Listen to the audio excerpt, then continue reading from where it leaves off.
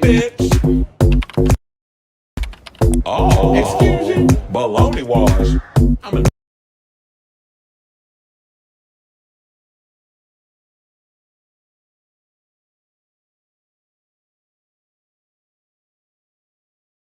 Hey, what's up, everybody? What's going on? It's your boy Chris Avalon, and welcome to a brand new episode of Chris Avalon Unfiltered, a show where we basically get into all the latest celebrity news, hot topics, whatever we talk about on here. It's got always something to do with the entertainment news and all that other good stuff. I'm like, what is going on? Because I just noticed I was like, my intro was acting up and stuff. So I don't know. I hope the internet is not internet in the day, but nevertheless, welcome everybody, and thank you all for joining in to this latest episode because I am live everywhere, chat. I'm live on Facebook, YouTube, Twitch, and that good old Twitter. I know y'all be calling it X, but chat, it's always gonna be Twitter to me. But anyway, so we have an action-packed show to get to today. We're gonna be talking about a lot of topics, including Jess Hilarious. It's been official. She is joining the Breakfast Club. Teyana Taylor, they talked about this last year, but it's another one that's official. So she is going to be playing Dionne Warwick in the upcoming biopic. Plus, I have the latest on this upcoming Buffy the Vampire Slayer reboot. Jennifer Lopez dropped her new song, Can't Get Enough, another music video, but this time it features Latto. I'm gonna get my thoughts on that.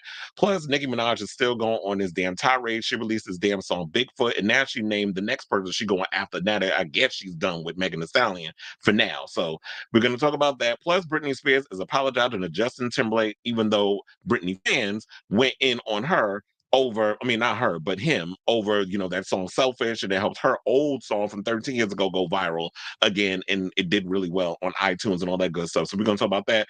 Plus, Plies is slamming the NFL for shoving Taylor Swift down NFL players' throats.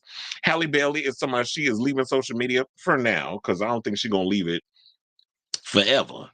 Um, for basically that fans went in on her, said she lied about her pregnancy, but she's trying to come back at other people and say otherwise. So we're going to talk about that. Plus, Brandi Glanville is clapping back at Caroline Manzo's sexual harassment allegations because, she filed a lawsuit against Bravo.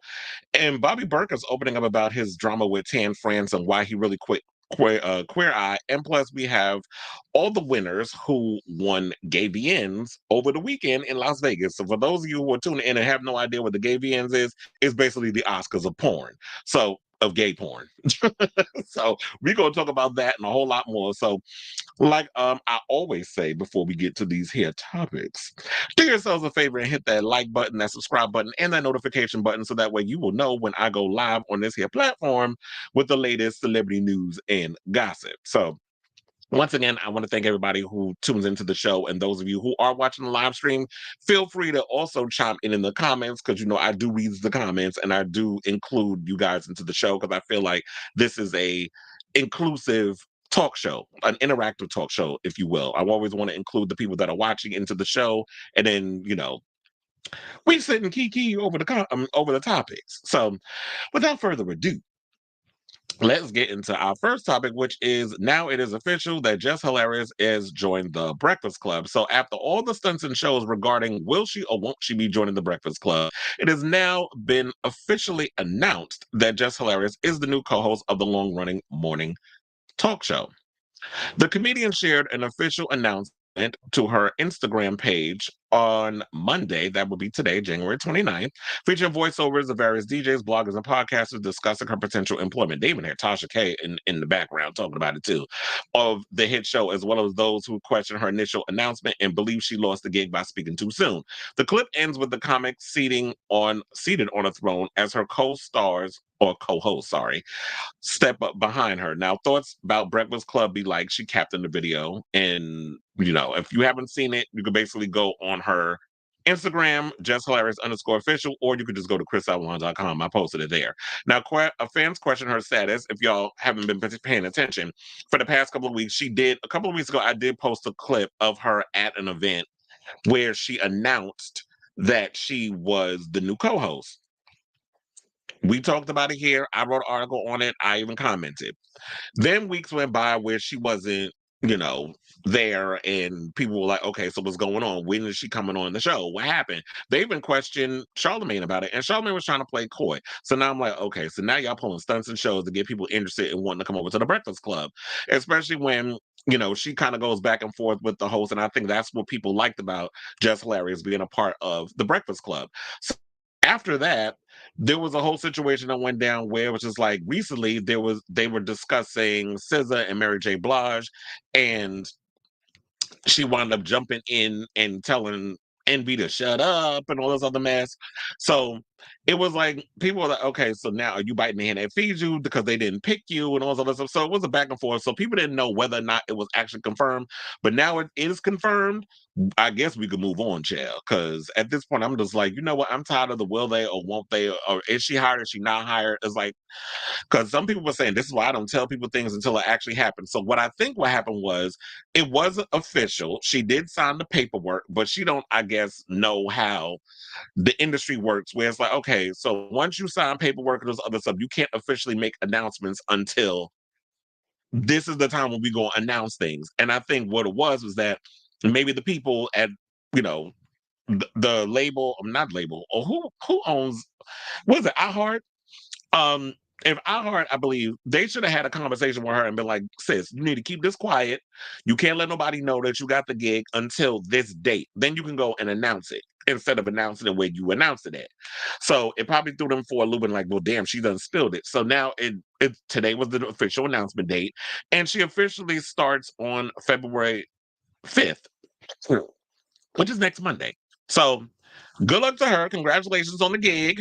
Um, her getting the gig doesn't hurt me none. I mean, the Breakfast Club is what it is. I don't really tune into the Breakfast Club like that.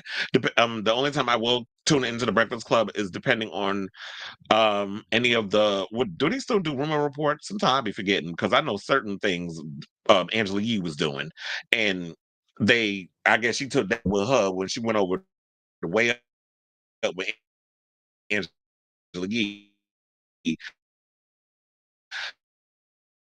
So to what's been going on in regards of like watching the show as a whole. So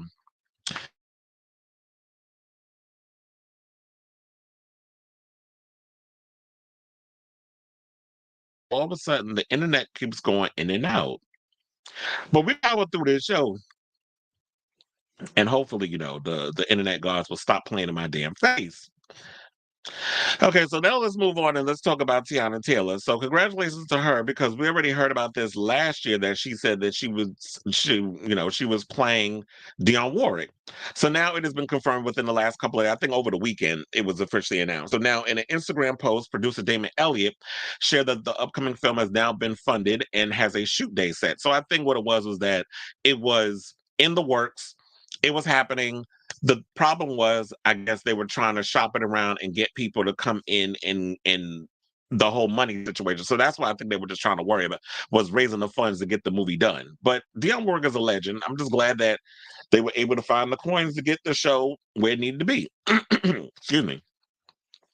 So Damon Elliott shared that the upcoming film has now been funded and has a shoot day set. Now, in a separate post sharing the news, Taylor expressed her excitement over the new development and thanked Warwick for trusting her to bring her story to life and said, and just like that, why do I feel like Sarah Jessica Parker needs to be saying that line? But anyway, and just like that, 2020 more blessings.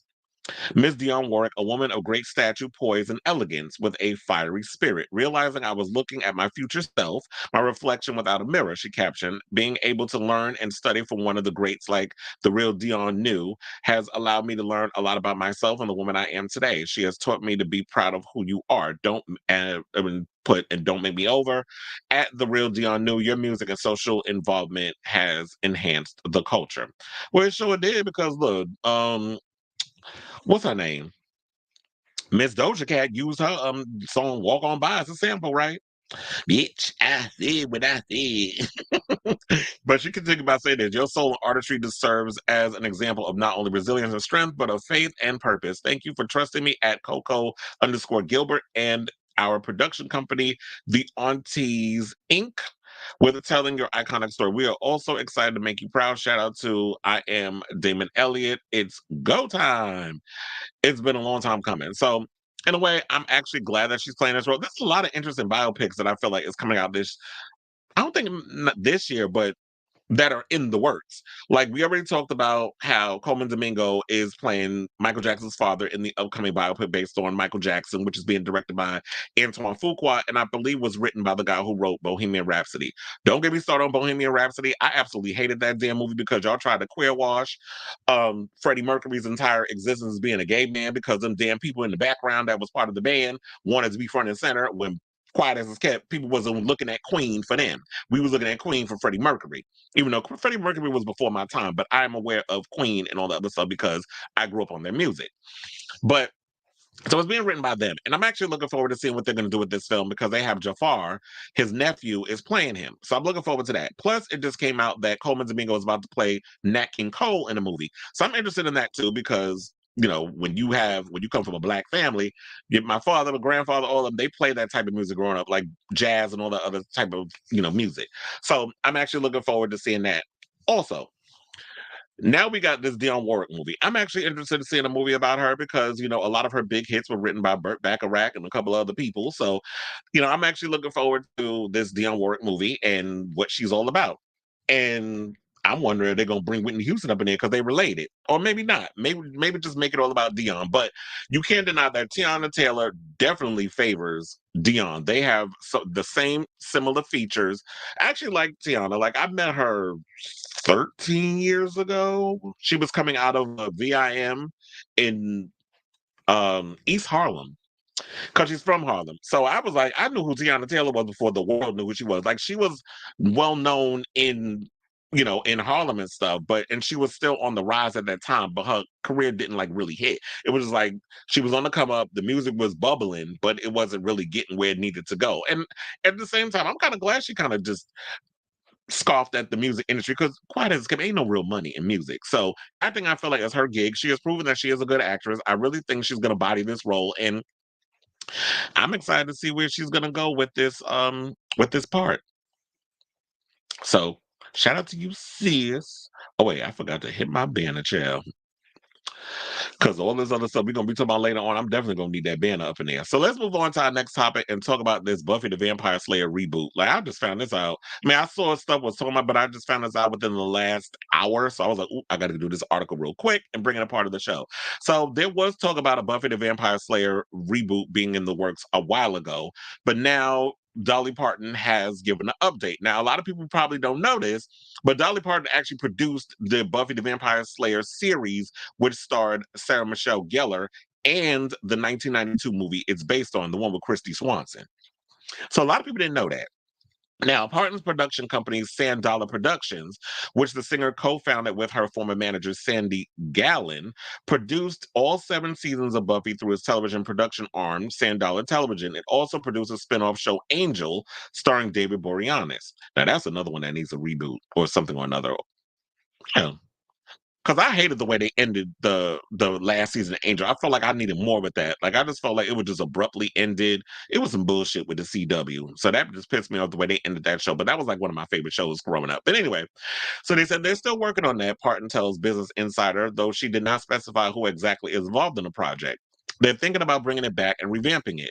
Now, Parton Sandala Productions could co-produce the original Buffy movie starring Christy Swanson with Kazooie Enterprises, the production company co-founded by the movie's director Fran Rubel Kazooie and her husband Kaz Kazooie. The production company's later teamed with Buffy creator Joss Whedon's Mutant Enemy Productions and 20th Century Fox Television, now 20th Century Television, on 20th Television, on the popular TV series. Now, according to a Hollywood Reporter, Fran Rubel Kazooie first attempted to reboot Buffy with a new movie in 2009. However, fans of the show and some of its cast members criticized the project for not involving Whedon. But I don't know how they feel about that now, knowing all the stories that we know about Joss Whedon and the way he was being like a complete a-hole on set of the show and all that other stuff, and people saying how problematic he was. Sarah Michelle Gellar said stuff, and Charisma Carpenter. So I don't know if y'all want to involve him. And I think even what's her name? Michelle Trachtenberg implied some things with Buffy the Vampire Slayer as well when she was working on the show. So I don't know if y'all want to incorporate him now, knowing that Joss Whedon is a little problematic, but y'all still got Dolly Parton. Ain't nothing problematic about her. Now, it also says that in 2018, we didn't producer and screenwriter Monica Owusu-Breen collaborated on a proposed Buffy reboot with a black lead. This is what was reported by Deadline. And that was the last time I heard about stuff happening with the series, was that they were developing a series of Buffy with a black lead, which I'm here for. But I'm gonna tell you where I found a problem. So we're gonna get to that in a minute when I give my opinion. So they said this time the project received backlash from fans who assumed a black actor would play Buffy. Now on X, formerly known as Twitter, Owusu Breen suggested a reboot would introduce new characters. And she said the following. She said, for some genre writers, it's Star Wars. Buffy the Vampire Slayer is my Star Wars. Before I became a writer, I was a fan. For 7 seasons, I watched Buffy Summers grow up, find love, killed that love. That was a legendary episode where she had to kill his ass. I watched her fight and struggle and slay. There is only one Buffy, one Xander, one Willow, Giles, Cordelia, Oz, Tara, Kendra, Faith, Spike, and Angel. They can't be replaced. Joss Whedon's brilliant and beautiful series can't be replicated. I wouldn't try to. And here we are 20 years later, and the world seems a lot scarier. So maybe it could be time to meet a new Slayer. That's all I can say. So that's basically what she was saying, and that I kind of agree with. You cannot replace any of the characters. I feel like, yeah, Christy Swanson did what she did with the original movie, and Luke Perry loved him in that film. May he rest in peace. And Paul Rubens was in the original movie. May he rest in peace. So that movie did what it needed to do at the time that it came out. However, the thing I most resonated with was Buffy the Vampire Slayer TV show. Excuse me. And because to me it was just like so much stuff that was going on, I could totally didn't like realize and understand the angst and the motion, all that other stuff that was happening in that show. I could totally relate to in regards to the characters and how the humans and the people that were in the show were the real monsters. So I love the metaphor of that.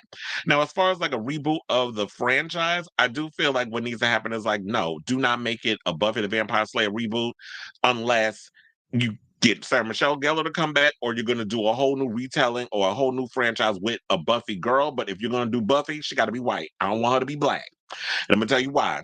Because that character has always been known as a white girl. I feel like if you bring someone of color and call her Buffy, it's gonna feel like that Charm show where it's just like, oh, you're just trying to pander to certain people so y'all could check these boxes and stuff. But then you're gonna have people coming out with the woke bullshit and all the other stuff, which I hate the fact how these bigots have gone around and have weaponized the word woke and have completely changed it into something else that it's not.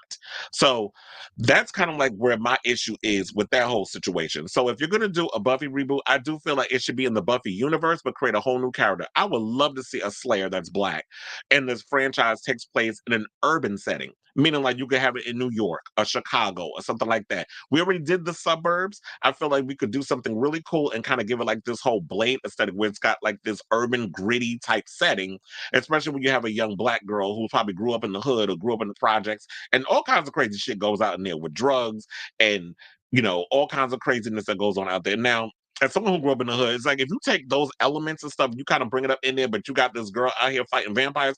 That's why I like that movie that came out with like, damn, what was it called? It was on Netflix. I think it was called Vampires in the Bronx or something or another. And these little kids was fighting like a vampire who was trying to move into the Bronx and take over the neighborhood and gentrify it and all this. So I kind of like that whole vibe. If they could come up with something with that, maybe call the show Slayers and just have it within that universe. But then, of course, on the promotional trail, we let people know it's in the Buffy the Vampire Slayer universe, but it's not a Buffy series. Because you know how people get when their prized possessions get played around with, and something that they value the most gets changed and remixed. On we already seen how people felt about the damn Color Purple when they made that, which was based off the musical and not the movie. So for me, I'm here for that being the situation versus them just doing a whole reboot and just putting a person of color in it, calling her Buffy, so that way, oh yeah, we can get people of color to be up in it. And it's like, no, because we're gonna hate it just as much as the white people that are gonna be mad about it too. So, but I should say this, they have found a way, they have what was it? Several Buffy cast members reunited last year, and they have like an Audible series set after the events of the show. which ended in 2003. So they have something called Slayers, a Buffyverse story, which picks up 10 years after the Buffy series finale and focuses on a new Slayer, Indira, voiced by Leia DeLeon Hayes, and Buffy's former vampire lover, Spike, who's voiced by James Marsders. Now, other characters who appear in it is from the original show as well: Anthony Head, Charisma Carpenter, Julia Landau, Emma Caulfield, Amber Benson, James Charles Leary, and Danny Strong. Danny Strong produced Empire. So, but he was a part of the show as well. So they brought a lot of the original people back. So I'm actually looking forward to what they're gonna do with this franchise. So let me know down in the comments. Are y'all here for a new Buffy reboot? I mean, I'm here for anything that got to do with vampires and slayers and that sort. That's always kind of been my genre. I love vampires, I love werewolves, I love demons, I like serial killers on the screen, not in real life. The serial killer part. Everything else we already know is made up. Or is it? But anyway.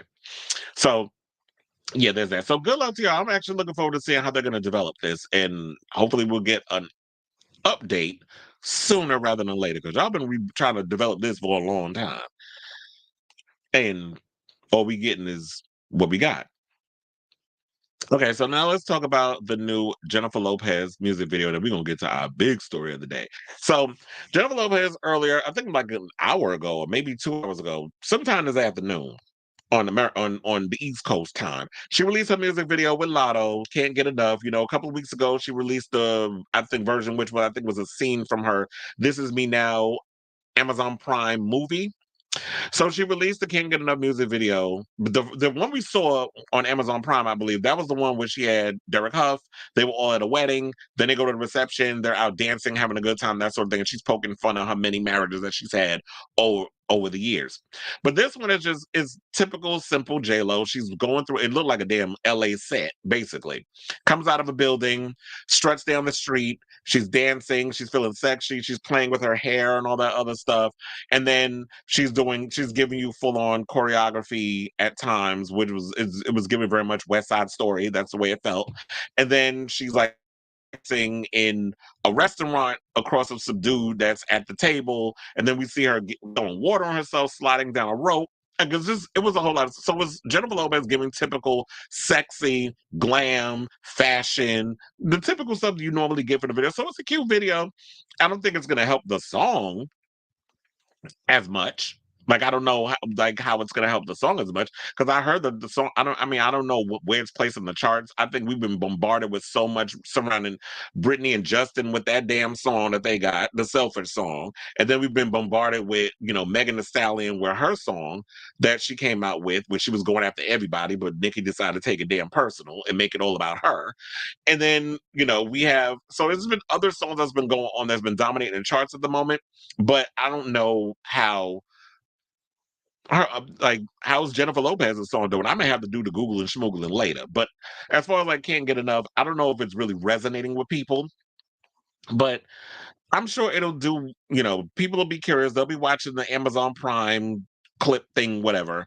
I'll review the album when it comes out next month. But like I was saying, it's like as far as the song goes, it's okay. It's cute. It's typical, like what you would expect from J-Lo. She's given this kind of sound before. The music video was just her being pretty and glamorous and giving the same that she always gives. So it's not really like pushing the boundaries or stepping outside the box. It's just J-Lo giving J-Lo. And then she had Latto in the song, which to me, that scene with them in the red, it reminded me a lot of her collaboration with Iggy Azalea when they did Booty. That's what it was giving me. So I feel like the song, the video, a lot of what she gave us is derivative of what's already been done and what Jennifer Lopez has given us in the past. So I felt like the song, the video, everything, it was just her giving J-Lo, she played it safe. I don't feel like she really, but is Jennifer Lopez ever been that artist that really pushes the boundaries of pop? She just gives you that cute little song. And at 56, she looks good. So we already know Jennifer Lopez is always gonna give us fierce and glamorous and gorgeous. Like we already know she's gonna give us that. So it wasn't like it was like some major whatever. It's not like something that's going to really blow up on the charts. Her fans will watch it. The critics will post it. We'll talk about it. And it is what it is. So shout out to her and congratulations on the song. But I don't know if it's going to do much. So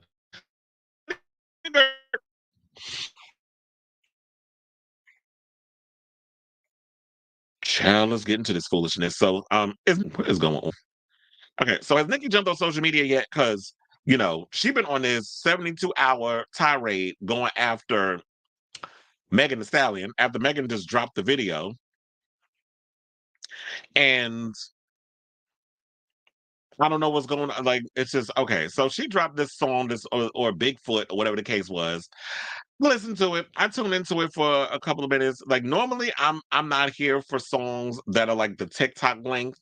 That's like 2 hours and 30 minutes. Well, 2:30, like 2 minutes and 30 seconds. I'd be like, okay, I need a little more. With this song, we could use a little less because I felt like she thought she ate with this song, and I'm listening to it like, bitch, you gave like your bars in this song was basically stuff you had already tweeted over the weekend. And I feel like if you're really gonna go and be that girl where you're gonna try to come at somebody and do like a ether moment, which Nicki has yet to give us that. I feel like she has not recovered since Remy sheathed her a couple of years ago. But she tried it with Meg and failed miserably. Because my thing was, I felt like at the end of the day, you helped you know, Meg's song become more successful because you spent the whole weekend going in on her and talking about her. Mind you, Megan Thee Stallion been out here living her best life, doing whatever she doing with herself. She dropped the song, she posted it up on social media, and let it do what it did. This lady out here just like unhinged. I don't know if it was giving coke. I don't know if it's giving bipolar. I don't know if it's giving. I don't know what it's giving. But at this point, it was just like she just kept going on and on and on and on. It's like, okay, sis, at what point are you going to go to bed? Somebody take her phone. Where is her team to be like, okay, enough is enough. What are you doing? You're out here looking crazy. You're out here looking like Boo Boo the Fool. You have this legacy that you built, and now you out here straight up embarrassing yourself. And one of the things I will say is I'm sick. I don't like the old people comments. I don't like the fact that a lot of people are throwing ageism at Nicki, but I do feel like her behavior, and I think people need to word it a certain way. Her behavior, she is too old to be acting the way she's acting. You're a 41-year-old woman acting like a 4-year-old, throwing a damn temper tantrum on social media because Megan Thee Stallion did a song where she was liberating herself. It was her Celie I'm Here moment, where it's like, y'all dragged me down in the mud. I got shot in the foot. Y'all desecrate, you try to destroy me all over social media, call me all kinds of whores and this, that, and the third. Y'all damn near try to drag me down to the ground, but you want to know, like a phoenix rising from the ashes, I'm not going to let y'all take me out. So this was her song. She was addressing everybody. I don't even think she went at Nicki as hard as Nicki has made it out to be. Nicki just blew it up out of proportion because, as Meg said, a hit dog will holler. And believe me, when that dog got hit, she was howling, she was whining, she was wheezing, she was making all kinds of sounds. All them little noises, them weird ass bipolar noises that Nicki be making when she be doing her little songs, playing these different characters. So I just felt like at this point, it's like, girl, what are you doing? Like, where is her team that's behind it? That goes to show that you got a lot of damn yes people around you. Those are the worst people to have because you got all these yes people around you, the ones who you always want to just be loyal to you and just kissing your ass like the Akbar V's and these other people and all the whoever you got in your circle, whatever goons you paying to protect your ass because of your mouth or whatever the case is. But Megan's out here living her best life. They're going after anybody who's associated with Megan. They're going after anybody who talks about. I was like, what y'all doing? And then at one point, like I saw over the weekend, they went after that TikToker, that poor TikToker, that little white boy who dragged her down to the ground all over social media. They had his TikTok taken down. He even did an apology video. Bella Town. I don't know if he was able to get his page back because it's easy. Y'all can go up there and say somebody lied and harassing somebody and you can get their page taken down. But clearly he struck a nerve because Nicki tweeted at him in the video. Because I guess when you get a lot of traction, you get a lot of numbers and stuff. Now she's gonna come at you and then her barbs is gonna come, her minions is gonna come after her or come after whoever's talking about her. But people should be allowed to have their opinion. But I think what it was because this little white boy was saying what he was saying, and they tried to make it a racial thing. I said, oh no, we're not going to sit up here and weaponize that she a black, or how dare you speak on a black woman and this and that. He didn't speak on her gender and race.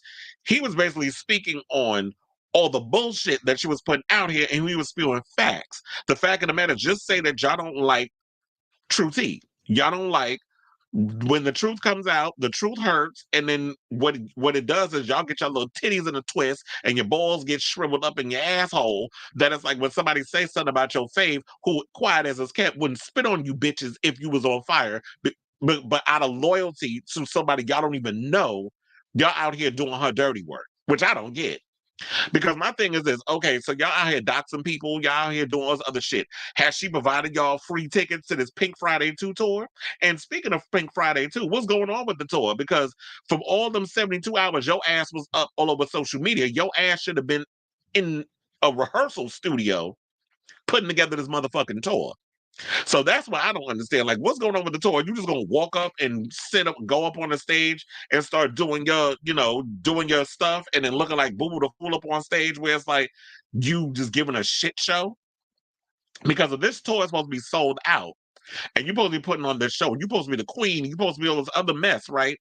That you say that you are, or your fans have pegged you out to be. As far as like the tour goes, what are you going to be giving your fans? Are you just going to get up on stage with an empty stage and just start rhyming your hits and be like, oh, I don't feel like doing this song today, and the fans just going to tolerate it because you're Nicki Minaj? So you're going to have dancers, you're going to have pyro, you're going to have a backdrop. Like, what's going on with the tour? Because that's what you should have been focusing on. I believe the tour kicks off next month. So that's what I'm curious about. And so she dropped Bigfoot, and I'm listening to this song. I'm like, this is trash. Like, sis, what was you thinking with this song? They should have told you, like Justin Timberlake with that new single, keep that shit in the vault. But they're gonna let this lady just do whatever the hell she want, I guess. So um now to get to the next thing, because I'm tired of talking about her and Megan. So by the time the song came out, the song didn't hit as hard because you spent 72 hours on social media tweeting every little thing. So it was like watching someone lose their shit in real time. That's what it felt like to me, watching her. Like seeing a downward spiral in real time. So now comes word that she tweeted that she's going after the CEO of Rock Nation, Desiree, and said this. Desiree Perez is her name, actually. I should point that out. So she said, on the next song, I delved into all the people Desiree allegedly fired for unknown reasons, other things as well. So many people were blindsided and hurt by her. Allegedly, she's willing to go broke to try to replace me. Fix it, Jesus. Hashtag Goodfoot. And so, like I stated, Desiree Perez is the CEO of Rock Nation, and she is someone who has been name-checked by Nicki in the past. There was clearly some tension there, and Minaj may just fire off a diss track about her very soon. On the next song, I delve into, well, I already read all that. So now, we don't, like, my thing is this, if you're going to come out and say something about somebody, just drop it. Like, stop telling people what you're going to do on social media. Stop putting all this bullshit on social media, because by the time you put the song out, people are going to be so hyped up over all the crap that you've been saying on social media. Then we listen to the song, and I'm like, so this is what you're giving? Like, this is it? Like, this is what I've been hyped up for? And I'm listening to them like, this shit is whack. Like, you just out here embarrassing yourself. And the worst part about it is, or it might be the best part, depending on who you ask, is that she has gotten to the point where even her barbs are embarrassed. We ain't talking about the ones that's so deep down into the cult, the ones that already done drank the Jim Jones Kool-Aid mixed with Fenty, that there's no coming back from, the bullshit. They can't see they head out their own ass. They forever trapped in the matrix. They ain't getting unplugged from that shit because they can't find their way out.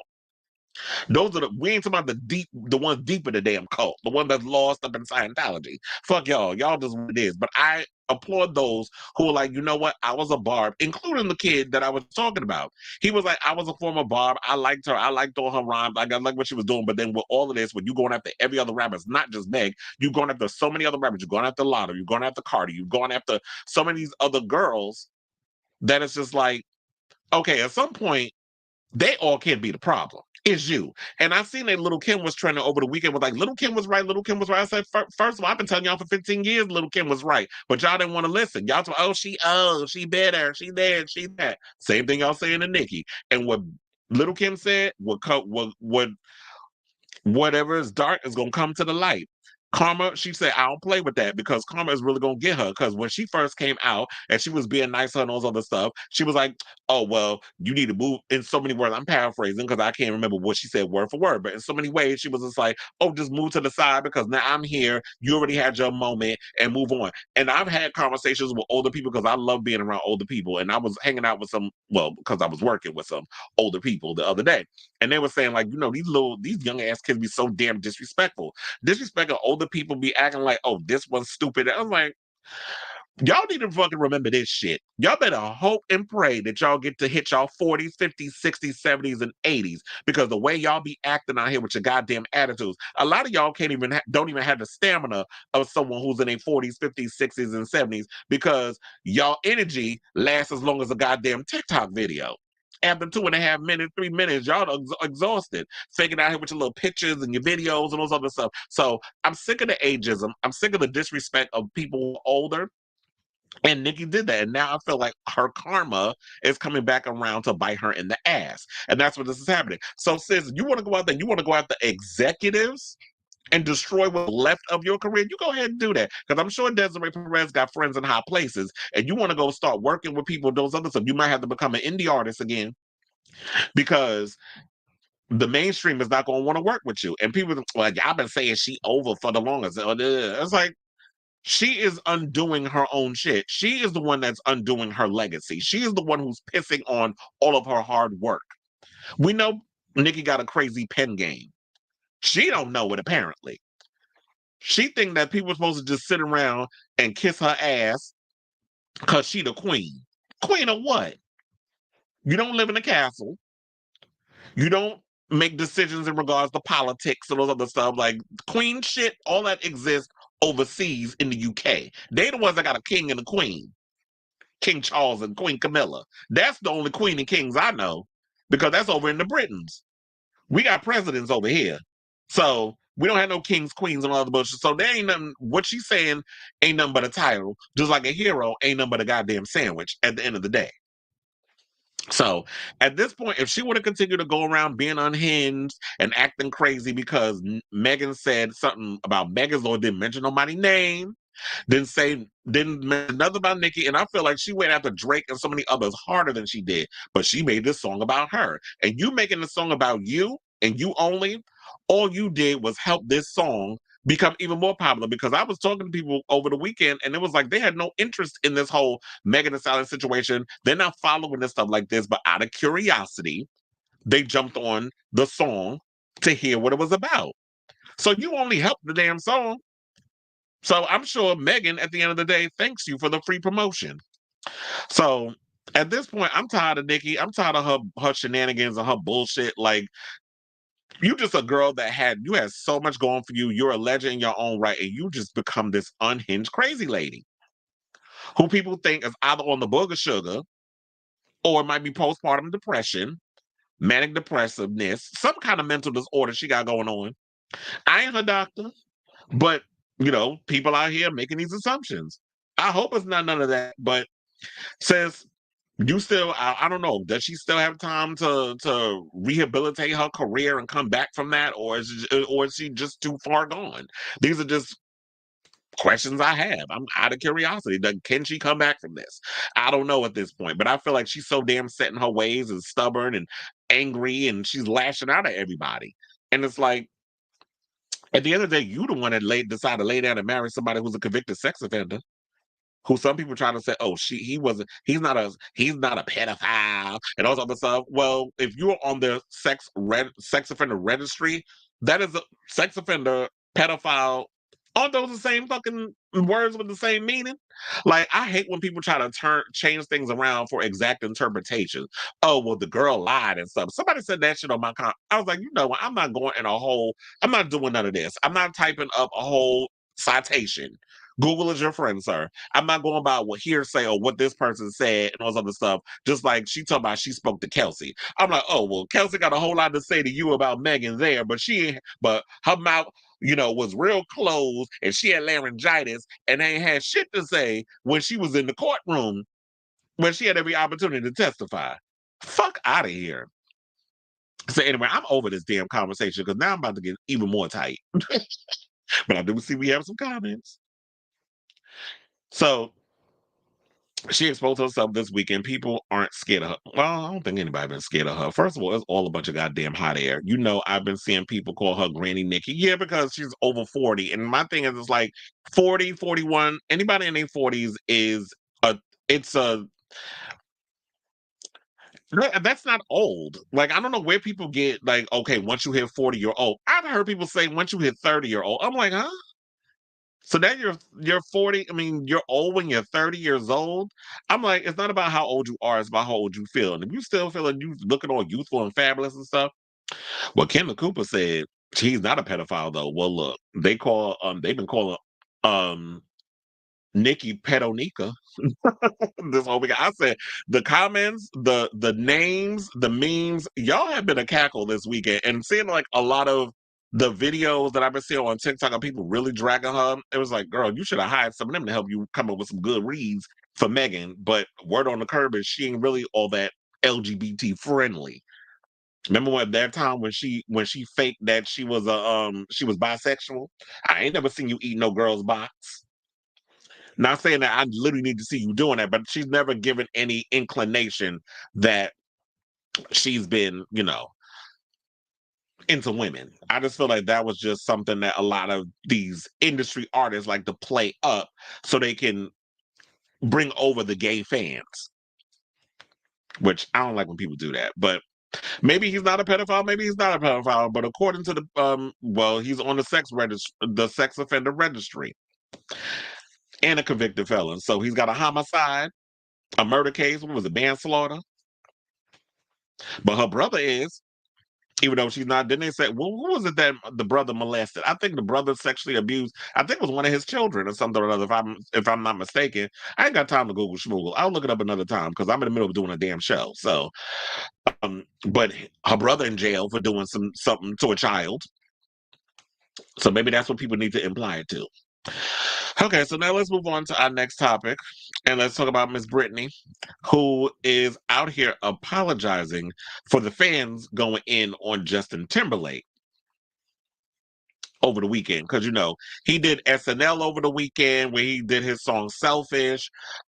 His song, yeah, my damn, the cane to, what's his name? Yoda fell. It's like stuff falling up in here. But anyway, so now back to the show. So he performed over the weekend. He's promoting their upcoming album, Never, whatever it's called, Everything, Everywhere, All at Once. What's the name of the damn album? That's what it's giving me with the album, the aesthetic, the whole thing with him being this big person being in the little room. I also noticed Megan Thee Stallion. I'm like, y'all working with the same people because it look like y'all use the same damn set. Like there's a scene where both of them are in like this little ass room, but it's like they're giants. So Justin did that in his video. I think Meg did it in her video for the song that just the diss track that she just did, Piss. So I've been seeing a lot of that. So anyway, so he performed over the weekend. He did two songs. He did the new song. I mean, he did the song Selfish. He also did a song called Sanctified. I don't know why, but every time I hear the word sanctified, I just want to be saying, I'm feeling holy and sanctified. So it's supposed to be his little gospel track that he did. I heard the song, it was all right. First of all, he was being drowned out by the background singers. Of course, they was black. And Justin with high ass vocals. Like, I just felt like the song was bigger than him. But this is what he want to put out there. Let him. And then, of course, he had, the baby rump kisser, Jimmy Fallon, up on there with him, too. Jimmy Fallon get on my goddamn nerves, especially whenever it comes to him. It's like, we get it. Y'all are friends. Relax. So while the Britney army spent the weekend trolling the pop star's ex Justin Timberlake over his new song Selfish, the femme fatale is singing a different tune. Now on Sunday night, Spears took to her Instagram account to compliment her ex's new song and also issued an apology for some of the allegations she made against him in her memoir, The Woman in Me, saying, I want to apologize for some of the things I wrote about in my book. If I offended any of the people I genuinely care about, I am deeply sorry. This is what she wrote per page 6. Alongside the caption, she shared a clip of Timberlake and Jimmy Fallon singing the song on the show, and talk show host Clash from Instruments segment. I also wanted to say I'm in love with Justin Timberlake's new song "Selfish." It is so good, and how come every time I see Justin and Jimmy together, I laugh so hard. P.S. Sanctified is wow too. Spears' IG account is now private, probably because it's with her saying this. What's going to happen is people going to go in and drag her for defending him. But it's like at the end of the day, what happened between her and Justin is between them. But I guess now we're in it because Britney wrote the memoir and people feel like they need to be overprotected. Yeah, I had to go use a Britney song. Overprotective of her. Because I guess y'all feel like she's not strong enough to child, I done use another phrase. She's not strong enough to protect herself. So now the fans want to come out and protect her. And I'm like, Brittany grown. She's still going off on her thing because child over the weekend, she still had the raccoon eyes, the messy weave, and she wearing this weird ass see-through short skirt, twirling and doing her stuff again. I said, girl, I hope we're not having another episode. Because you know, Brittany will come and do her little twirl in front of the mirror with her little baby panties on, her little girl panties. Now, I don't know how she feel herself in, but her vagina must be real small. So she be wearing that and her little tube top or a bra or whatever, a bikini top, and she always do the same thing in the same hole, twirling around them ugly ass brown shoes and be having her little manic moment. You know, I want to read, but girl, look, when we be saying what Brittany be doing, we got to call it out as we see it. And I love Brittany, but girl, I need you to get some new shoes and come up with a new routine and stop doing the same goddamn 8 count in that same hallway with the same eye makeup. Like, stop. Where is your makeup artist? But anyway, so yeah, at the end of the day, this is what she wants to do. But as you know, if she wants to celebrate him and defend him, she could do that. I don't understand the whole apology thing though, because I guess she realized like people go in and dragging him. But at the end of the day, you know what? People gonna do what they want to do regardless. She could apologize when the cows come home. People are going to continue to go in on him and drag him. And damn, I really wish I would have brought up that. I was supposed to bring up that damn TikTok video of the Canadian show that I posted on social media over the weekend. I think I posted on my Facebook and stuff. But anyway, they were saying this. They were just like, the song is a snooze fest, which it is. I particularly thought it was boring. I felt like if you're going to come out with a first song from your upcoming album, you got to get people hyped up for your track. Like Sexy Back. When that song came out, I was like, okay. I see you, Justin. Like I was really getting into it, but I wasn't really paying attention to all the stuff that was going on like I am now.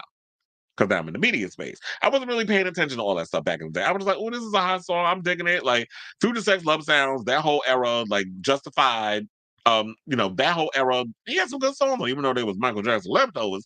But nevertheless, them songs was hitting. But as far as like ever since Man of the Woods came out, I don't know where he's going with these songs. I feel like now he's just giving people adult contemporary old people tracks. Like I guess he got his demographic, them the ones that drink the Moscato, them type of white women, they're gonna be the ones that's going to the Justin Timberlake concert when it starts this year. They're gonna be in the audience getting their little $25 glass of Moscato. Because they like to overcharge people when you go to them damn arenas to get your drink when you want to go get your party on and watch the concert. So that's what he's gonna be catering to.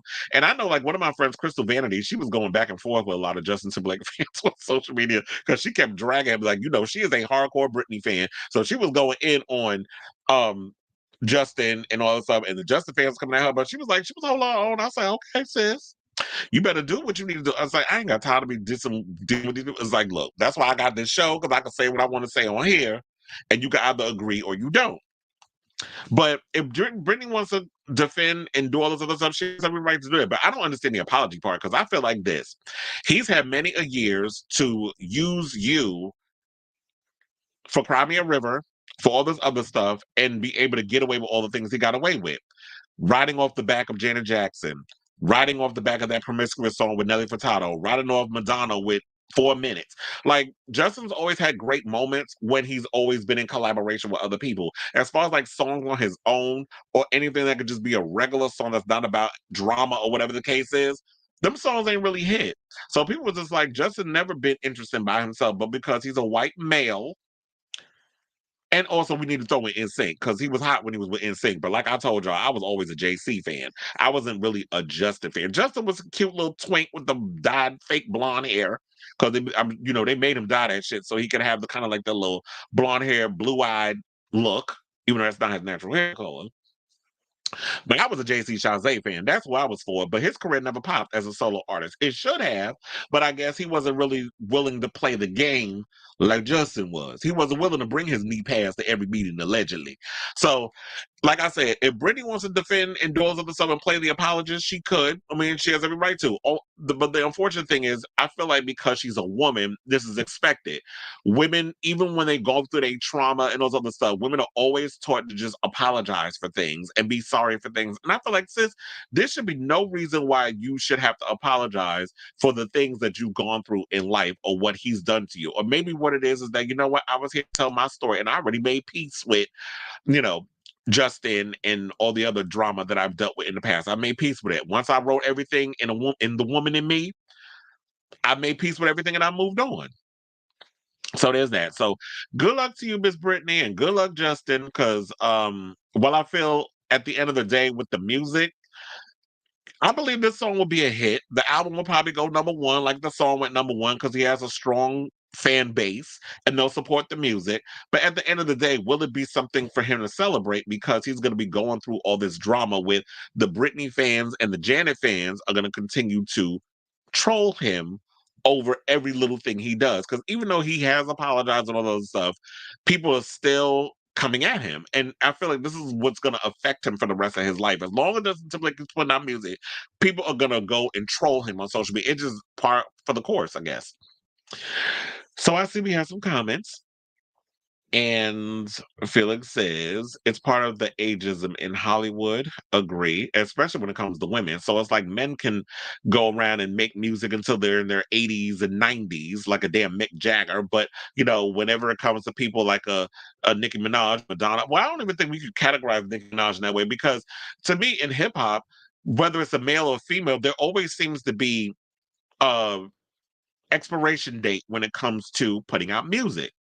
I always say, like, as long as you got something in you that you want to put out there and you want to create, whether it's hip hop, whether it's rock, whether it's pop, whether it's, gospel, whatever, you should be able to continue to flourish in the genre in which you do, if you still have something to say. That's why I said I'd be welcoming if we have a lot of the older rappers. Like, look, Nas is 50, and he's still making music and still as sharp as ever.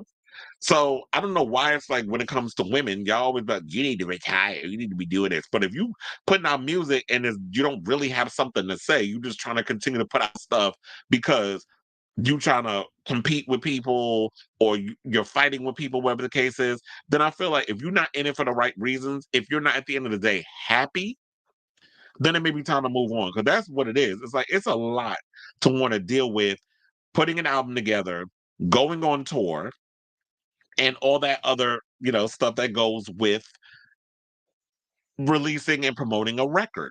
So if at the end of the day, if you're not happy in this genre, in this space of doing what needs to be done, then bow out gracefully. You still got your points and your influence. And Nicki has influenced a lot of the girls. But like I said, when it comes to that attitude, I always said, I've always followed this motto. Like, I don't care how attractive you are. I don't care if you're a 10 in the face, in the body, and all this other stuff. If that attitude is a 2, I can't fuck with you. So I don't like people like that. Like, I don't like if you got if you're attractive or whatever, but you got the nastiest attitude. Attitudes, like all that other stuff, that turns me off. That will turn me off real quick. It's like, oh no, I can't fuck with you because then I'm going to cuss you out, punch you in your face. But I can't be going around punching people because I've gone to jail for fighting. So I can't be out here putting my head. When you older, you can't be out here always thinking that you need to fight and punch and express yourself in a volatile way when you want to fight people. You can't be doing that. Sometimes the best way to win, even though it's hard to do that, is to walk away from a situation and not give it energy. Because that pisses me off even more. That's like what I said with Megan. I'm glad she didn't follow like Cardi B, because Cardi B was set up out here going back and forth. Like if it was Cardi, she was going, they would have been going back and forth all weekend, and they both would have been getting off on because they both stubborn as hell. But Megan, I believe, is an Aquarius, so she would just be like, you know what? The worst thing that a person could do, that you could do, is ignore somebody, because people can't argue with themselves. That pisses me off even more. If you don't respond, that pisses me off even more, because now you want to tirade and you looking crazy. So that's always the um the rub. Anyway, so let me continue with these comments so we can get to the next topics. Okay, I'm gonna be 48 in 2 months, and I don't think of myself as old. I still have the same energy I had in my 20s. Well, look, that's why I say it's not about how old you are, it's how old you feel. If anything, Justin should have apologized to Britney for how he treated her and slut shamed her. It took her over 50 years, and that's what I was saying too. Is that I don't feel that I feel like she's apologized. She said all these things, but has he done that? I said the article when I wrote it, but I should have said it on here. But now I'm saying it now because you brought it up. But I'm just sitting there like, why are women always so quick to apologize for things when trauma has happened to them? That's what I felt like, because that's a thing that I've noticed that people have been conditioned to do. Guys can do whatever; they'll bounce back. It's not an issue. And I am a male, so I can say all of this. But when it comes to women, it's like even when you've been wronged, they will still find a reason to apologize. I'm like, no, you don't gotta apologize to him. Stand in your shit. Fuck him. Because at the end of the day, Justin's gonna get, he's gonna get his regardless. He's gonna survive, he's gonna thrive because he's a white male. I've said all of this. He's privileged. And it's funny how he be trying to act like he ain't privileged, but sir, you are, because you have basically had to, climb on the backs of blacks to have the career that you have. He ain't doing white people music. He doing black folks music. The music he says he grew up in Tennessee listening to. So I don't believe he's ever apologized. Like he hasn't even addressed the stuff in the book. He's ignored it. But I heard he was pissed off. That's why he retreated for a couple of days. But I do agree with this, what you said. But I think Britney wants to get on with her life. Justin likes to think of himself as a combination of Michael Jackson and Usher. Well, I would say Michael Jackson and Prince. To me, like I said before, I'm looking forward to Usher's new album. And that's what I'm looking forward to, when we get that coming out next month around the Super Bowl, which I'm about to talk about in a second, because we're going to talk about the Super Bowl and Taylor Swift. And so I remember they had the book challenge in season 2 of Drag Race, and Tyra Sanchez called the book Woman. Yep, I remember that, because I told you I've been watching the seasons of the old season of Drag Race. I'm actually currently I'm up to, because I just finished season 6 with Bianca Del Rio. So I'm up to that. And Cheryl J, how you doing? How you doing? Ed?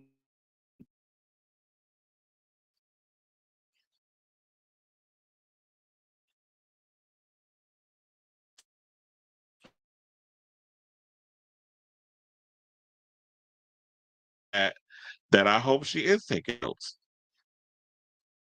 because, like I said, the one thing about Cardi that I'm sick and tired of is the fact that she's always feels the need to have to clap back at everything someone says. And my thing is, you don't always have to address um every response that you get, because here's the thing, the internet is some bullshit. Like, it's not real.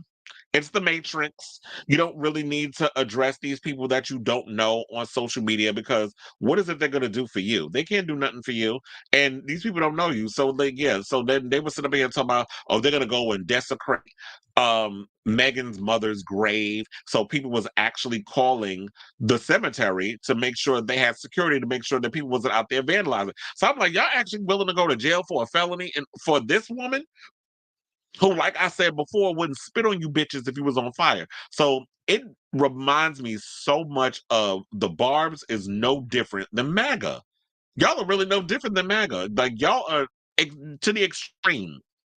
I wouldn't be surprised if they started a goddamn insurrection. So to me, it's just crazy how far these fans will go for a woman who doesn't know y'all, who gaslights y'all, who plays in y'all faces on social media, thinking that she makes, she loves y'all, whatever. Maybe she does in her own little crazy twisted way. But this whole cult leader, Jim Jones type shit that she got going on with her fans, It's sad and pathetic. And to me, it makes me wonder, I'm like, damn, do y'all not have parents who love y'all?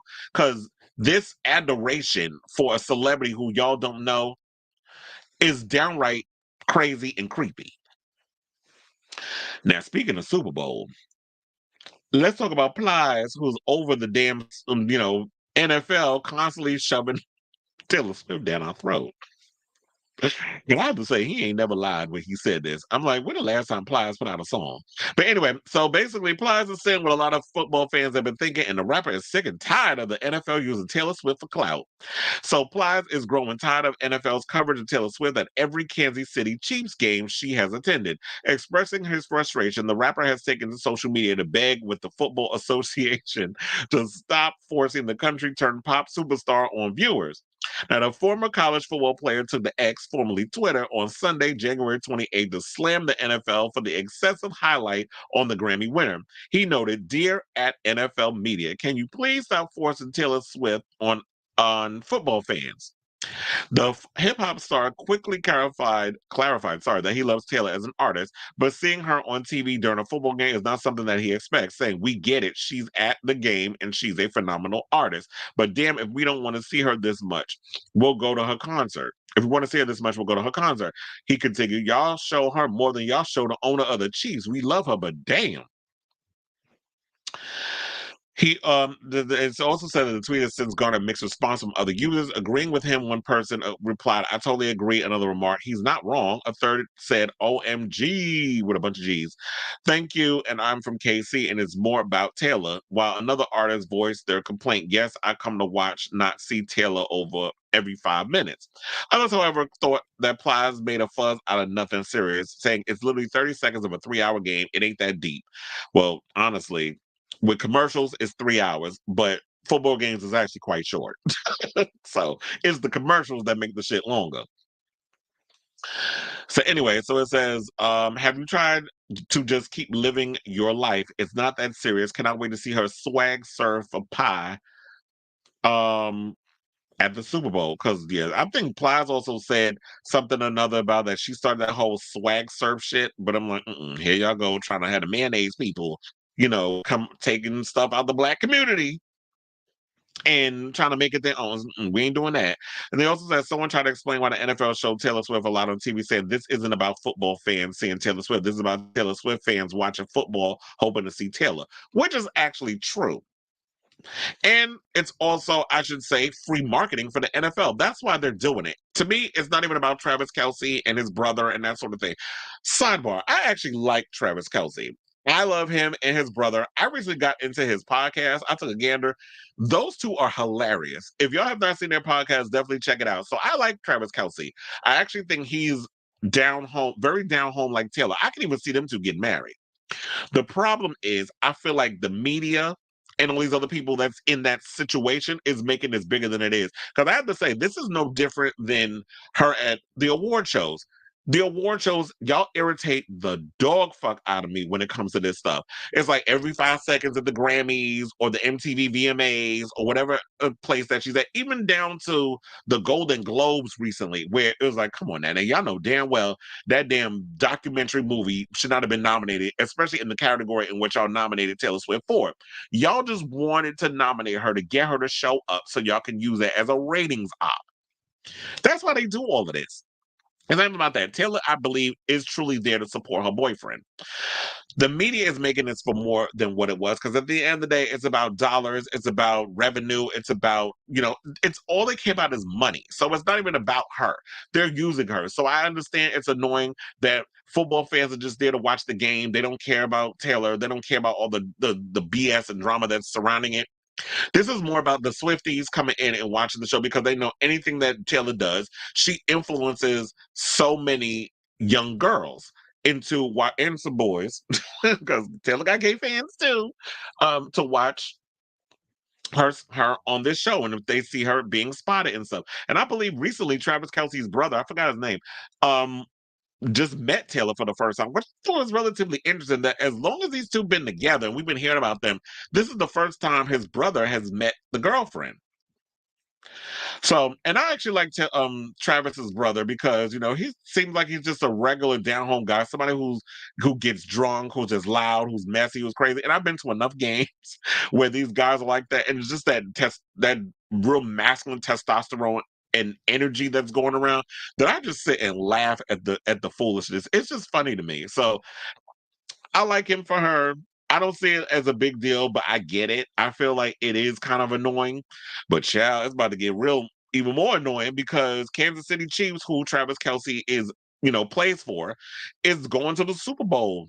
When is that? In 2 weeks? Because the Grammys is next week, next Sunday.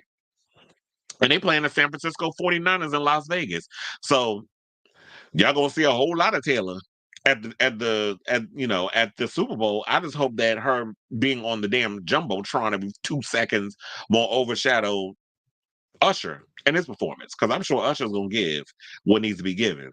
Way better than that Duck Dynasty bullshit.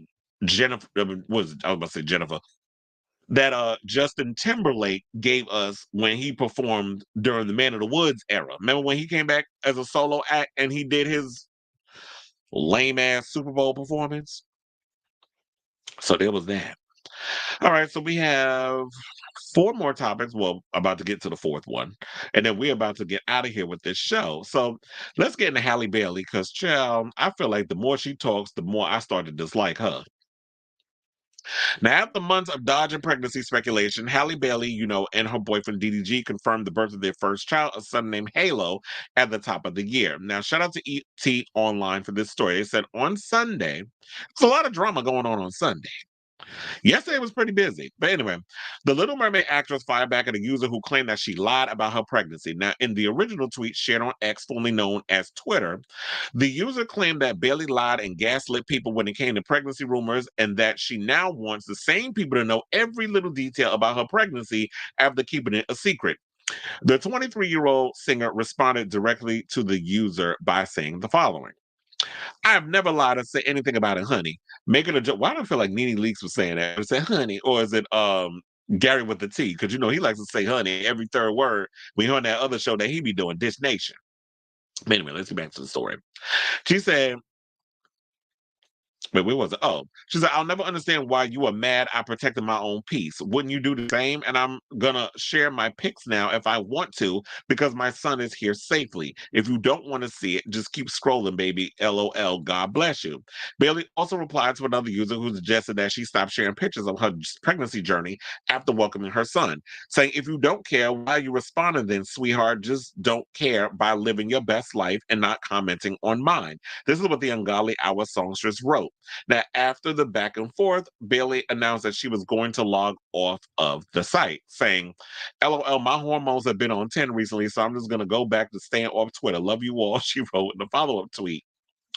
So, look, I feel like with all of this, at the end of the day, I don't think people are necessarily mad that she hid her pregnancy. I feel like people, because look, at the end of the day, Halle is a grown woman. She's 23 years old. She got enough eggs. She's fertile. She's young. She's supple. She's a pretty girl.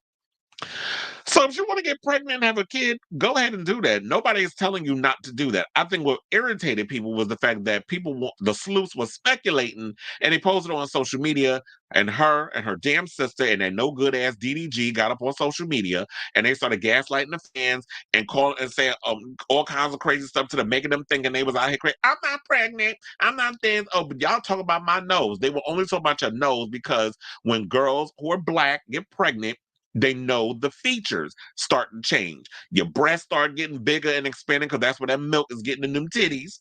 Then it's like we noticing your waistline is bigger than what it is. All of a sudden, you ain't never worn no damn sweatpants and no big ass baggy pants, no sweatpants and the big old top sweatshirt. And now you wearing bigger clothes. You was wearing a big ass gown, ruffle gown at the Color Purple thing. We already knew you was pregnant back at well, now we starting to figure out that you was pregnant during the Little Mermaid. And I truly believe that the reason why she hid the pregnancy and all this other stuff was because she was a Disney girl. They had an image to uphold, and Disney is all about prim and proper and being squeaky clean, all this other stuff, and they didn't want that to overshadow the film, even though she was already hit with so much controversy, especially being a black woman playing a damn mermaid, which people I don't understand. Y'all getting upset over a fictional goddamn character, so that irritated me from all that part. And I was out here standing 10 toes down defending Miss Hallie over that. But the whole pregnancy thing, that's why people are mad, because you and your sister and and her boyfriend was out here gaslighting the fans. And now that the baby is here, you want to post all your stuff, which I said, like, you know what? It's your Instagram, it's your social media. You should be able to post what you want. And people going to say what they want to say. Just like I said about Megan, and I love the fact that she didn't respond to Nicki with her foolishness. Hallie shouldn't have been on social media responding to any of this stuff too, because it's only going to drive you nuts. And so that's why I feel like what it was now, that the way that was. And I feel like with anything else, what she should have did was follow. And I even hate to say this, you should have followed in the footsteps of Kylie Jenner. You know, I can't deal with them car Jenners. They work my root canal nerve. But when it comes to this, you should have did what Kylie did with baby number 2, which was people were speculating about her being pregnant. There was all these rumors. She didn't address it. She kept it quiet. She minded her business. The people that's in her circle ain't mentioned nothing, ain't said nothing because they ain't stupid. I don't know if she didn't, according to Kim, she said you should have had them hide the NDAs, sign NDA, whatever the case. But look, she got good people in her circle, which they all kept their secret. Even the boyfriend kept the secret, who she's not with no more because now she's with Timothy Chalamet. Don't let that girl trap you into having another kid or having a kid with her. But Timothy. But yeah, so she was able to keep that a secret. Once the baby was here, people like, okay, congratulations, she had a kid. It wasn't no backlash or nothing. She kept the secret. So that's what it is. People are just mad over the whole shenanigans, the whole, pomp and circumstance of it all. And they're mad because it's like, well, we've been saying you was pregnant, but you had us out here looking like we was crazy. So it was the way you went about it. I don't know if it was her decision, it was a team decision, or that messy ass boyfriend. But the fact of the matter was, now you was out here looking crazy. You should just admit it. Like, you know what? Maybe the way I went about it was whatever. But she said I was doing it to protect my peace. I'm like, what peace? Because we wasn't driving you crazy. I think the speculation maybe was driving you crazy or that damn boyfriend. But for the most part, like I said, it was just the way you went about it. And that's why people are more upset. So it's not even about you being a mother and having a kid. It's the way you went about it and the fact that you had your fans out here looking crazy because they said what they said. So it is what it is. The baby's here. You either continue to support or you don't. What can you do? Okay, so we have a comment, and it said, Roro says, I think Hallie is more like DDG than most folks like to. Could be. Because people think I always find it funny that people tend to think that the person that they see on camera for 2 seconds, they think that they know you as a complete human being or a person. Oh, she don't bother nobody. Oh, she ain't problematic. No, no, no, so on and so forth. Y'all dragged Funky Dineva down into the ground where he was saying what he said about her. But I feel like while he did go a little too far with some of the stuff he said, like the featureisms and all that other stuff, I think what he should have kept it on was her behavior. Like, I think a lot of her behavior is sus. And I do feel like a lot of the way she is like, there's this good girl image she's trying to perpetuate, but probably behind the scenes, she just as ratchet as that damn boyfriend. And people tell you, because remember Whitney Houston, there was an image about her that people thought, oh, she's this glam demure, whatever. Child, Whitney was from Jersey. So Whitney wasn't the image that Clive Davis was trying to make her out to be. Or, who was trying to have her as. So it is what it is. Hallie, good luck to you and just focus on that damn baby and that relationship. So I was left there because I don't honestly no shade. I don't feel like her and DDG is gonna last. She's gonna be a baby mama. And I hate the fact that it's gonna be that way, but to me, DDG gives me Offset tease in his behavior and the way he acts. All right, so now we got to follow up on that whole story that we did on the last episode of Kris Avalon Unfiltered, where Caroline Manzo basically is suing Bravo and the producers of the Real Housewives Ultimate Girls Trip over an alleged incident involving sexual harassment that she says happened to her, courtesy of co-star Brandi Glanville. Now, Brandi has clapped back over the situation. and lawsuit against Bravo and Peacock and accuses the Real Housewives of Beverly Hills alum of sexually harassing the Real Housewives of New Jersey OG. Saying sadly, Brandi had to wake up yet another lawsuit that includes defamatory false accusations about her. And this is what a rep for Glanville exclusively tells Page Six. Now, while filming, Brandi followed what the producers asked of her, and there was no sexual assault. She says she is innocent of these absurd accusations that have weighed on her mental and physical health for far too long without a word of support from Peacock's Shadow Bravo. Well, sis, I don't know why you surprised, because these damn networks, all they care about is ratings and a check. They don't care whose lives they destroy in the process. But at the same time, y'all sign on the dotted line to do these damn shows. So, and they don't care what they get as long as they get something that's going to help with the ratings. And Andy Cohen have a way to talk about something on Watch What Happens Live. So they said this painful storytelling seems endless and needs to stop. She is looking to move on and upward to get her life back. Now, Manzo 62 claims in her lawsuit obtained by Page Six that Glanville 51 forced herself on her and kissed her without consent on the January 2023 filming of The Real Housewives Ultimate Girls Trip in Morocco. The suit claims that Glanville mounted Manzo on the couch, holding Manzo down with her body, forcibly squeezed Manzo's cheeks together, and thrust her tongue into Manzo's mouth while humping her. However, and it said the documents also assert that the incident resurfaced Manzo's dormant and horrific memories of sexual abuse that she endured at age 7, which I didn't even know about, unless they brought that up on The Real Housewives of New Jersey back in the day. Look, it's been 14, how many seasons of Real Housewives of New Jersey? 13, 14 seasons? I can't remember that far back. So maybe Manzo did mention this, or maybe she mentioned it on Manzo with Children. I never seen the spinoff because I never found the Manzos to be entertaining by themselves. They were good for the Jersey show, but as far as like the other, like the spinoff, I never watched it. Like tardy, don't be tardy. I could care less about Kim and her damn family, so I didn't really invest in the Manzos like that when they were off on their own. Anyway, so let's get back to this story. So it says, however, Manzo didn't place all the blame on Glanville. She accused Bravo, Peacock, and Shed Media, the production company behind Ultimate Girls Trip, of coercing her into such activity. Defendants, including Bravo, regularly ply the Real Housewives cast with alcohol. They do, because I told y'all my story about the whole Real Housewives. I told you I was on an episode of New York. Caused them to become severely intoxicated, and then direct, encourage, and or allow them to sexually harass other cast members because that is not good for that is good for ratings. Caroline Manzo is a victim of those harmful actions. Rather than suing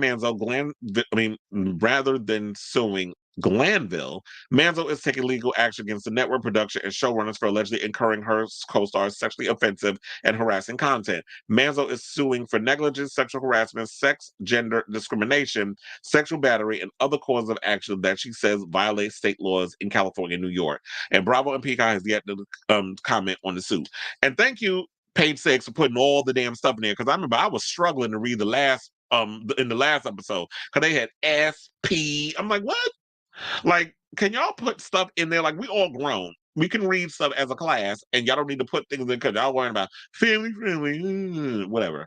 Because look, sexual assault it doesn't discriminate, regardless of who it is. Like, kids get it, grown people get it, old people get it, everybody get it. Well, any demographic get it. I can't say everybody because I ain't never been sexually abused that I know of. But anyway, so, and I was wondering that the other day, I didn't even think about that, but I'm glad that they brought that up. They said that Caroline is not suing Brandi. She's using what happened against her and all the accusations she says Brandi did to her in her lawsuit to sue the network. Because that's where the real money is. I'm not going after Brandi. Brandi is dealing with whatever she's dealing with, but I'm using the incident of what happened and transpired between us with the producers and stuff using alcohol, and they do pry you with alcohol. Because I told y'all my story, I don't want to have to keep bringing it up. When the circus episode of The Real Housewives of New York, how I had went down and gave the women alcohol to drink to keep the momentum and everything going with them partaking in that whole scene with Tinsley being the ringmaster. So they do ply you with alcohol. And I guess they don't know like what's gonna happen in regards of like how they're gonna act or whatever the case is. But it's like, yeah. But then Leah said something that happened with her. She said that I was someone who was stone cold sober. I have been struggling with alcoholism and stuff over the years, and the producers were forcing drinks on me and I relapse. So, because it's like, oh, as a sober girl, you're not giving what needs to be given as far as a contestant goes. And yeah, we understand it's like it could be nerve wracking, it's stressful, whatever. And sometimes that liquid courage is needed when you're doing one of these reality shows because it's like, okay, you ladies are boring. Like, y'all need to step it up. So we got to give y'all some drugs, loosen up a little bit. So I get that. But sometimes, even as adults, a lot of people don't know their limits, or people have issues, alcohol problems, or whatever, and it hasn't been diagnosed. So there is a lot of that, and people feel like, oh, because I'm drunk, you know, Brandi, I'm way more fun this way. Like I get more opportunities. I get to, promote this and all this other stuff, and I get invited to all these events. So they play up into that because this Hollywood and the ego and the fame and all this stuff, that drug is way more intense than anything laced with fentanyl, any kind of alcohol, any kind of prescription or street drug. That fame drug is a whole nother situation on a whole nother playing field. And people just be doing whatever they can to maintain that. It ain't even about the money and all the other shit. It's about the fame and the popularity. Because maybe in their past life, or maybe when they were coming up, they weren't that famous or they weren't that popular. So when you on TV, it gives you a whole nother situation that you're not used to. So I will keep you guys abreast of the story as it develops. With Caroline going up against, Bravo and everything going on with her. Well, clearly, like Beth and the rest of them that file lawsuits, I don't think she'll ever be asked back. And I think she's gonna cut to the Real Housewives and all that other mess. And this is unfortunate that this is gonna happen. What I am curious about is, will the Real Housewives Ultimate Girls trip that they shot in Morocco, will it ever see the light of day? That's what I'm curious about. Like, will we ever get to see it? Because um we already got the one that's airing now with New York, which I keep forgetting to tune into that because I've been so caught up in Married to Medicine and Beverly Hills Housewives. There's so many other things, and oh my god, what's the other show with Vanderpump Rules? I think, isn't that out? I don't know. I haven't been seeing that stuff in the other show that comes out, The Traders. Like, there's been so much stuff that I've been catching up on. Like, I don't even know like what's going on with Ultimate Girls Trip this season, because this is supposed to come out before the New York one, and it never did. So, like I said, I'll keep you guys abreast of this story as it develops. Okay, so we have two more topics. I tell you, the internet, you've been working my root canal nerve today. I don't know what's going on. Maybe everybody named Mama is on YouTube right now doing a show because, excuse me, it's Monday. So, there's that. Okay, so now there's drama. The girls is fighting over at Queer Eye because Bobby Berk is finally opening up about what's been going on with him in Tan France. We did talk about that a couple of weeks ago or maybe we didn't. Maybe I mentioned it on my website, but I don't know if we talked about it here. But people had noticed that Bobby Berk had tagged, because they were talking about the Queer Eye new season was coming and all this other stuff, and he had tagged everybody in the comments or in the post, or his Queer Eye castmates. But he tagged Tan France's old Instagram. There was another Instagram that he uses, but not his personal page. So people assumed, because the sleuths be sleuthing on social media, that there's trouble in drama between the two, that they probably don't like each other or something or another. So on Thursday, just one day after the Netflix series returned for its 8th season, which I heard is a very short season, I think it's 6 episodes, Vanity Fair pushed a wide-ranging interview with the 42-year-old interior design expert. During the conversation, he opened up about his alleged feud with castmate Tan France, saying, "I hope this interview will help extinguish some of the speculation. I want people to know that Tan and I, we will be fine." He didn't say they are fine. He said they will be fine, which means eventually. While he did shed light on a situation. He said the two have moved past the issue, saying, "Tan and I had a moment. There was a situation, and that's between Tan and I, and it had nothing to do with the show. It was something personal that had been brewing and nothing romantic." Just to clarify that. Well, I never thought there was anything romantic between the two. I just think that, it's like they're like brothers. If you're around people for a long period of time, especially a cast member, and y'all are always around each other and all this stuff, I feel like that things are going to transpire. You're not always going to see eye to eye with certain people, and you're going to bicker and fight. He also continued by saying this: "Should I have unfollowed Tan? No. Maybe I should have just muted him. But that day I was angry, and that's the end of it. We became like siblings. The siblings and siblings are always going to fight."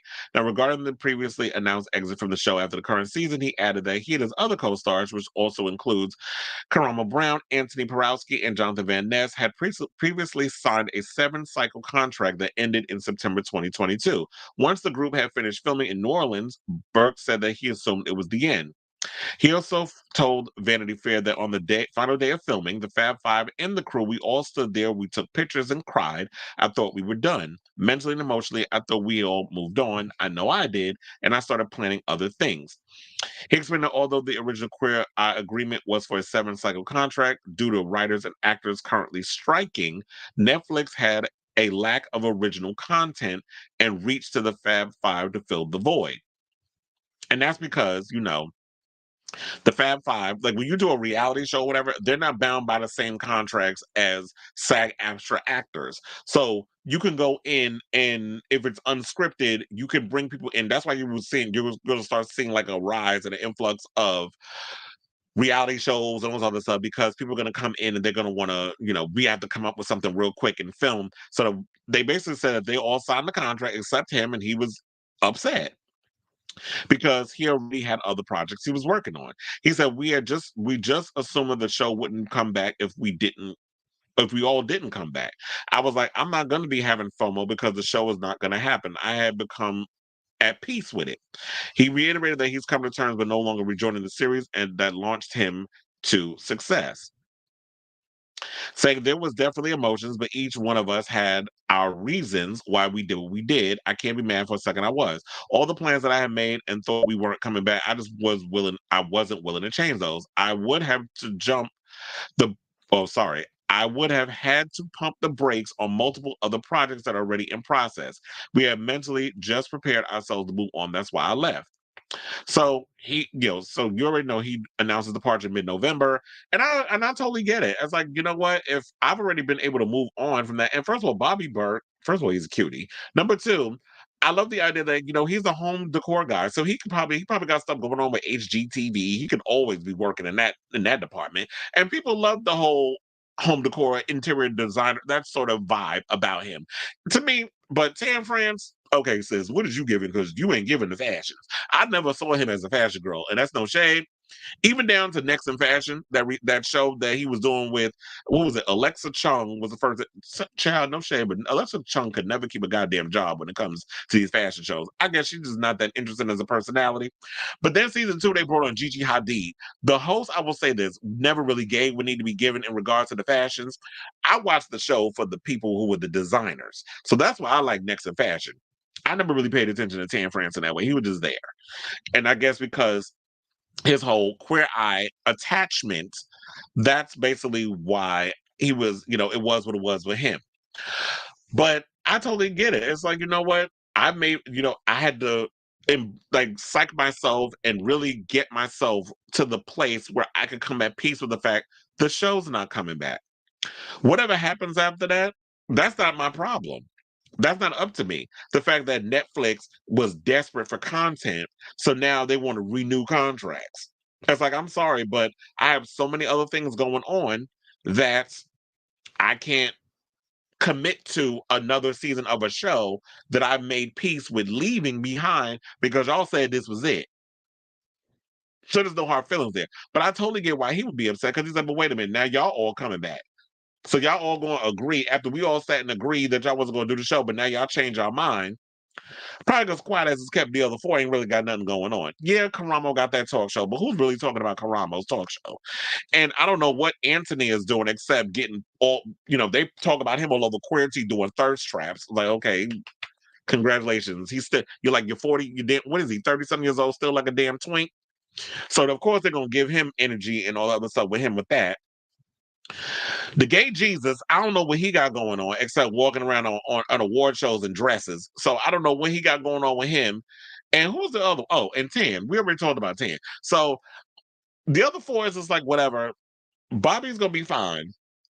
If he and Tan will find a way to work out their situation, they'll work out the situation. Like he said, brothers fight, It is what it is.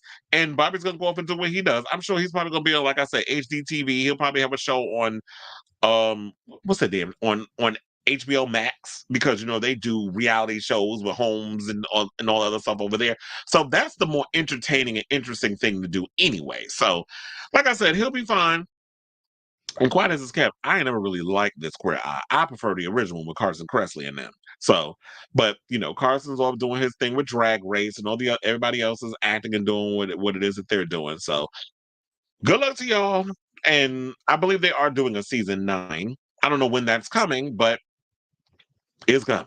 Just know that. Okay, so I see we got comments. Um, it's a short season, only 6 episodes. I think he just really wanted to get out. Nicki 8, y'all yeah, okay, girl. Sit down with that fucking comment. And Anthony just does cookbooks. Oh, yeah, it is what it is. He just does cookbooks. Anyway, so and yeah, they are definitely gonna have to find a replacement for Bobby. I don't know who it'll be. I'm sure there's oh wait, isn't there any aren't there any gay home people out there? Maybe they could bring on Nate Burkus or that man he married. Because wasn't he doing I forgot who he was. Wasn't he the boyfriend that he had? Wasn't he or the husband, I'm sorry, he married him. He was on that show with Rachel Zoe. I think he was a replacement for, oh my God, what the hell's his name? The one that's on Drag Race Canada. He was a I think he came in later on. I forgot the guy's name. Both of their names funny. Brad Goreski. So he replaced Brad Goreski as Rachel Zoe's assistant. I remember on the Rachel Zoe project. But then he ended up marrying Nate Burkus. So maybe y'all can find one of them two and maybe bring them in. But I think Nate Burkus will probably be a better choice because he is a well-known name. So they can bring him in and do the show and they'll see how it is. Because I like Nate. So, and who knows, maybe Nate Burkus being a part of the show, I might actually watch. So, and yeah, he said I was gonna say Nate Burkus. Yeah, yeah, she did eat. She ate crow. That comment from earlier. Wait a minute. Okay, so now let's get to our final topic and talk about the GayVN Awards. So that happened on Friday in Vegas.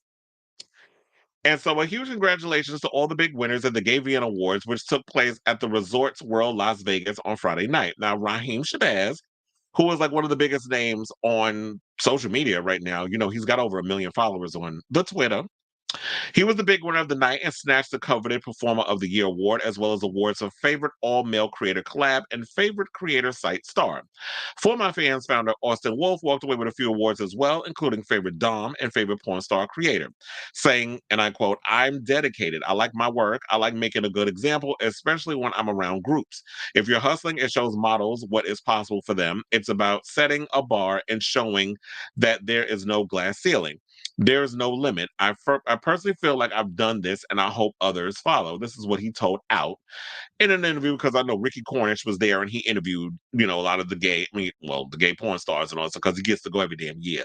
So now, speaking of Favorite Dom, I do want to give a shout out to my friend Ray Diesel, who was nominated in the category as well as Favorite Daddy in the category of the one with Austin Wolf, Favorite Dom. So he was nominated for the Favorite Dom, and he was nominated for the Favorite Daddy category.